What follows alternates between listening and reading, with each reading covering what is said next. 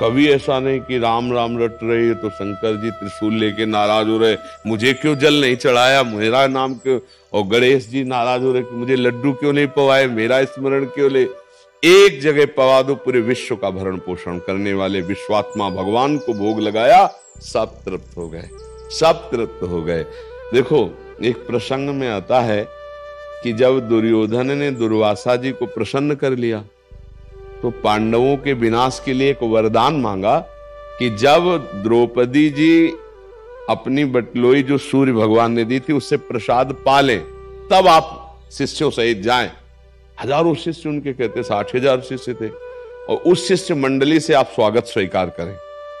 देखो 4 महीना सेवा का ये फल मांगा, दुष्ट बुद्धि उनके विनाश के लिए। और दुर्वासा जी ध्यान के द्वारा देखा, जब द्रौपदी जी बटलोई से पा चुकी तो उसमें वरदान था कि जब तक द्रौपदी जी नहीं पाएंगी तब तक वो चाहे हजारों 10,000 आ जाओ पा लो, अगर द्रौपदी जी पाले फिर कुछ नहीं होगा उसमें। दुर्वासा जी पहुंचे शिष्यों के साथ, महाराज युधिष्ठिर जी ने देखा, प्रणाम किया, महाराज स्वागत है आपका, आओ प्रसाद की व्यवस्था, क्योंकि संतों से ऐसे ही बात की जाती। तो उनका मैं आता हूं प्रसाद पाने, यमुना स्नान करके थोड़ा अपना नित्य कर्म करके आ रहा हूं।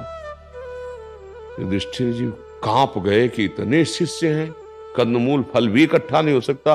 द्रौपदी जी से पूछा बटलोई में पा लिया आपने? बोले पा लिया। और तो बिल्कुल शिथिल हो गए। द्रौपदी जी ने कहा शिथिल क्यों हो गए?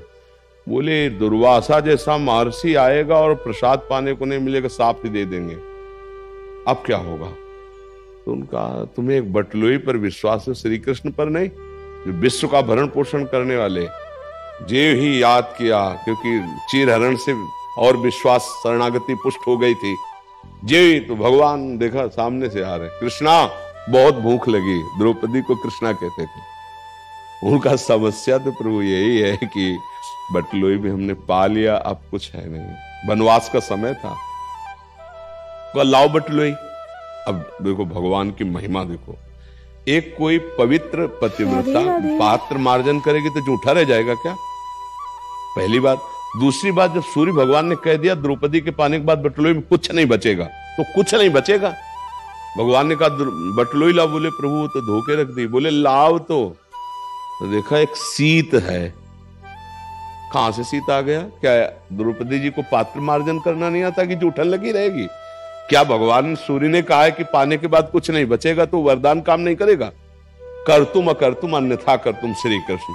वो ऐसे शीत निकाला और कहा जाओ ऋषियों को बुला लाओ, और उधर सबके पेट क्या यहां तक अफरा गए। भीम जी गए और कहा प्रभु दुर्वासा जी से, पकवान सब तैयार हैं, आओ महाराज। बोले भाई आचमन करने की जगह ले रह गई, जो चाहो वरदान मांग लो, पाने की बात मत कहना, शिष्यों से पूछ लो। शिष्यों ने कहा गुरु जी बिल्कुल यहां तक। एक शीत भगवान श्री कृष्ण ने पाया, पूरा विश्व तृप्त कर दिया, क्योंकि विश्वात्मा है, भगवान की सिवा कोई नहीं।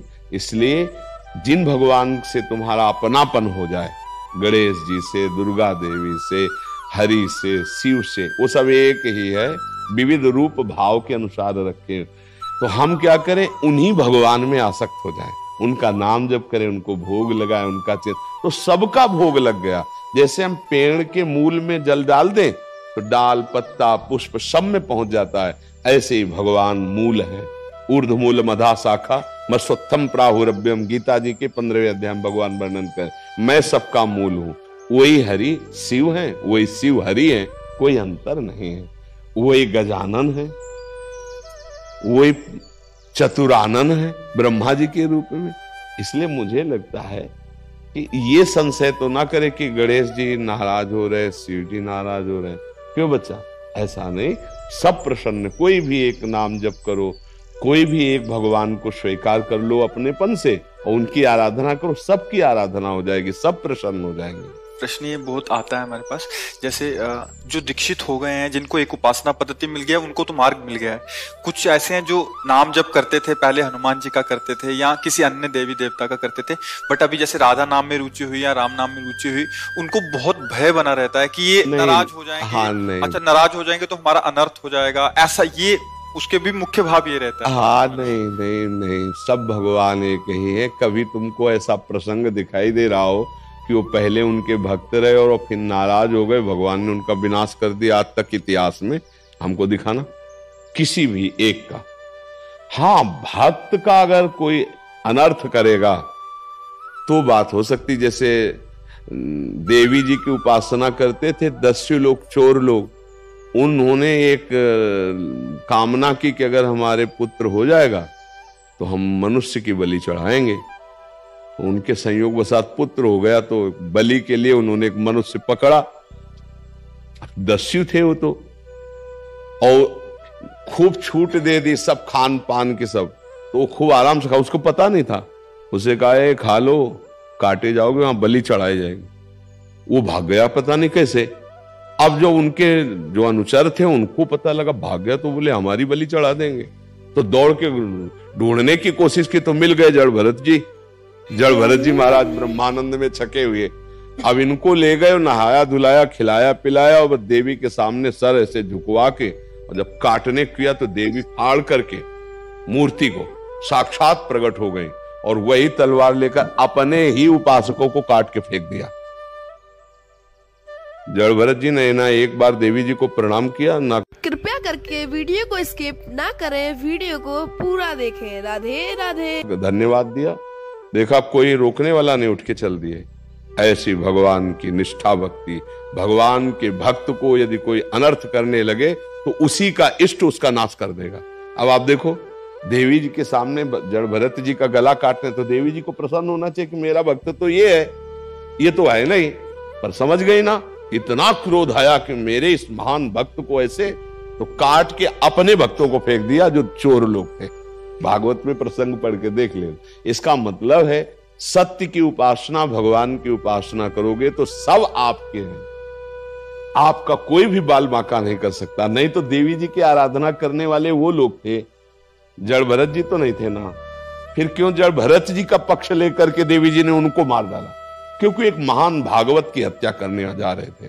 तो हमें लगता है कि सब प्रसन्न रहेंगे, कोई नाराज नहीं रहेगा। जो पहले नाम जप कर रहे थे उसका फल ये होगा कि श्री कृष्ण नाम में, राधा नाम में आपकी प्रीति हुई है, ऐसा भाव रखिए। नहीं तो फिर आपके उपासना में संशय बना रहेगा, भय बना रहेगा, तो फिर आप किसी भी उपासना में नहीं टिक पाएंगे। ऐसा लगेगा आप गणेश जी जप रही हैं तो वो नाराज हो रहे, जैसे आप कह रहे हो। नहीं, कोई नाराज नहीं होगा, कभी नाराज नहीं। हमारी बात पर विश्वास करो, क्योंकि बचपन से लेकर अभी तक हम केवल राधा ही राधा नहीं जपते रहे। अरे बचपन में थे तो ब्राह्मण के घर जन्म हुआ था तो नैष्ठिक ब्रह्मचर्य गायत्री अनुष्ठान, आगे बढ़े तो फिर महावाक्य, फिर संन्यास। हम आज भगवान शंकर के, हाँ, आज महादेव जी का कोई हफ्ता नहीं होता, विश्वनाथ जी का प्रसाद आता है। पहले से ज्यादा दुलार महादेव जी कर रहे हैं, पहले से ज्यादा प्यार अंबाजी कर रहे हैं। हमने ये देखा कि ये सब उन्हीं का प्रसाद है। उन्होंने कृपा करके मुझे इस मार्ग में बढ़ाया। पहले दिन से आज तक भगवान शिव का प्यार है, आज तक। पहला दिन था जब घर से निकले थे तो 12 बजे दोपहर के एक शंकर जी का मंदिर जंगल में अकेले था, वहां भाग करके गए। पहले दिन जब घर से भागे थे, अब लगी भूख, बच्चे ही थे प्यारा, तो लगा मांगना तो आता नहीं था, घर में अम्मा से मांगना आता था, अब किससे कहे? तो एक मन ने कहा लौट चलो। कांप गए कि यार अभी तो घर से भगवान के लिए निकले, मन ने धोखा दे दिया, कह रहा लौट चलो, भोजन कौन देगा? इतने में देखा एक आदमी कमंडल लिए हुए, वो स्टील का डिब्बा, और उसमें दही लिए हुए आया हमारे पास आके। बोला बच्चा, यहाँ एक सूर स्वामी रहते थे, उनके दरवाजा लगा है कुटिया में।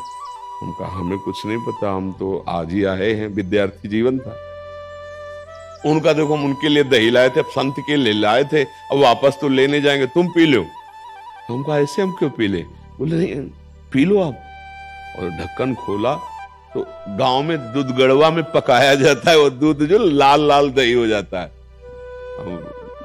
पूरा 1-1.5 लीटर चीनी पड़ा दही पिया। जब वो चले गए तो शंकर जी की खूब लपट के रोए कि आप, मुझे विश्वास हो गया, अभी मैं भूखा था और अभी आपने दिया, अब मुझे विश्वास हो गया कि जीवन मेरा, और 13 वर्ष की अवस्था से ले गया अभी तक। तो हमको तो नहीं लगा कि हम राधा राधा बोलेंगे तो शिव जी नाराज हुए। हमें लगा शिव जी की कृपा हुई है तभी हम राधा बोल पाए हैं, तभी हम वृंदावन में उपासना प्राप्त किए हैं। और भगवान श्री राम जी कह रहे, जा पर कृपा न करें पुरारी, सो न पाओ मुनि भगति हमारी। भगवान शिव की कृपा से हरि की भक्ति, भगवान हरि की कृपा से शिव की भक्ति, ये परस्पर है। नाराज होने का तो कहीं कोई सवाल ही नहीं है। तो जो पहले राम राम जप रहे थे, हरि हरि जप रहे थे, उनके मन में आया कि मैं राधा राधा जपूं, तो ये समझो लाल रंगीलो गाइए ताते प्रीति रंगीली पाइए। लाल जो हरि जो प्रसन्न हुए तब राधा नाम की प्रीति प्राप्त हुई। ऐसा ना समझा जाए कि राधा राधा जपेंगे तो शिव जी नाराज हो जाएंगे या राम जी नाराज हो जाएंगे। जिनको चाहोगे उनके दर्शन हो जाएंगे। नाम जप करो, ये संशय मत करो, सब एक ही है, वो केवल हमारे भाव के लिए अलग अलग रूप धारण किए हुए हैं। महाराज जी 50 साल से चालीसा पढ़ रहे हैं, जो पूरे दुर्गा चालीसा, राम रक्षा स्तोत्र, बांके बिहारी, शिव जी स्तोत्र। अब वो आधा पौन घंटा उसमें जाता है तो वो उसकी बजाय पूरा राधा राधा में चलता रहे। हाँ तो उसका परिणाम ये आएगा। आप तो 2-4 चालीसा पढ़ते होगे हो। जब हम बचपन में थे ना तो चालीसा की पोटरी रखते थे, क्योंकि शुरुआत तो सबकी ऐसे होती है ना। हाँ, ये स्तोत्र, ये चालीसा, ये रब, और वो करते करते करते करते फिर तो अब अगर रुचि ऐसी बढ़ रही नाम की तो समझो उसका फल मिल रहा है। डरना नहीं चाहिए कि हम ये छोड़ देंगे तो ऐसा पूरे जीवन को बताएंगे तो वो ग्रंथ रच जाएगा। अब पूरा जीवन ही इसी में गया है ना। और अब जो है बस आखिरी पायो परम विश्राम, राधा राधा राधा राधा राधा। ये केवल ऐसा भावुकतावश नहीं है कि भाई आए हम यहाँ जुड़े तो हम राधा राधा बोलने लगे, ऐसा नहीं। खूब ज्ञान विज्ञान भगवत मार्ग से आते हुए अब उसका मुझे फल मिला है। वही हम सबको कह रहे हैं, अच्छे आचरण करो, नाम जप करो, भगवान इन्हीं मंदिरों में विराजमान है, इनको सुख देने की भावना करो, इसी से भगवत प्राप्ति हो जाएगी। हम कोरी भावुकता में नहीं कहते। खूब शास्त्रों का जहां तक भगवान ने स्वाध्याय कराया, बड़े बड़े संतों का संग किया, उससे अपने कर्म सही हो और नाम जपो, चिंता मत करो, भगवान प्रसन्न हो जाएंगे, भगवत प्राप्ति हो जाएगी। आप कर्म करो गंदे, भगवान प्रसन्न होने वाले नहीं, पक्का बात समझ लेना।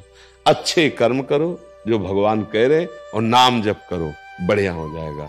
अब सर आप ये विचार करे गंदे आचरणों से धन कमाए, बोले हम जा रहे हैं अब हम ठाकुर जी का कुल बंगला बनवाएंगे, ठाकुर जी प्रसन्न हो जाए, बिल्कुल आप पाई भर बात समझ लेना, कुछ नहीं होने वाला।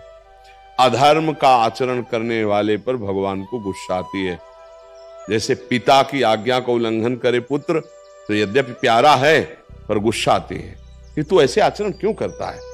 ऐसे भगवान कह रहे, तिनकर काल रूप में भ्राता, जो हमारी आज्ञा का उल्लंघन करके पापाचरण करते हैं उनके लिए दंड देने के लिए मैं काल दंड बन जाता हूं, भगवान कहते हैं। इसलिए हमें लगता है सावधान होकर नाम जप करे, अच्छे आचरण करे, इससे बढ़िया साधना और कोई नहीं। जिसको जो कर्तव्य कर्म मिला है, जैसे हम विरक्त हैं तो हमारा कर्तव्य कर्म और है, आप गृहस्थ हैं तो आपका कर्तव्य कर्म और है। कर्म करें दोनों अपने अपने और नाम जप करें तो दोनों एक ही प्रभु को प्राप्त हो जाएंगे, कोई अंतर नहीं। जो एक योगी को वही एक गृहस्थ को भगवत प्राप्ति हो जाएगी, पर अच्छे आचरण, जो धर्म के आचरण। सभी भक्तों को राधे राधे। श्री परम पूजनीय महाराज जी की ऐसी वीडियो को सुनने के लिए हमारे चैनल को सब्सक्राइब कीजिएगा और बेल आइकन के नोटिफिकेशन को ऑन कर लीजिएगा, जिससे महाराज जी की ये ज्ञान भरी वीडियो को आप तक पहुंचाने में हमको आसानी हो। राधे राधे।